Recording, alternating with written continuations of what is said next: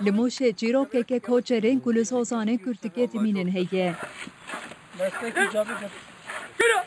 کوچرین کلوی زوزانه دمینن جبو فروتنا پنره خواه هر روش بری خودتن باشر.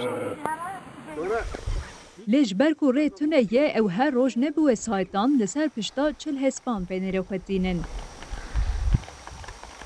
کوچر هر روز ساعت سیسی سبیراد بن پنیر خوال سر پشتا هسپن خواه سوار دکن و بر به باجر به برید کون. گنده پشتی کو پنیر خوال سوکو دکانین موشه دفروشن جاردن هسپن خواه سوار دبن و بر خود دن زوزانه. ده ساعت هم ریتینی. آنی ام چلاکو هم دکشین کوچیک ناکشین. غلط کن تکات فتن چی؟ ev penêrê zozanan ji bo ku tema wê gelê xweş ve di heman rojê de têfirotin. Dikana me 10-12 hesp tê şeber. Tev penîrê welika ye, êvî çiyayanê ye, cenabên çiyayê kurtikê. O Muş genelî roy 15-20 ton tê çeveyanê vî çarşiya civarê Muşê.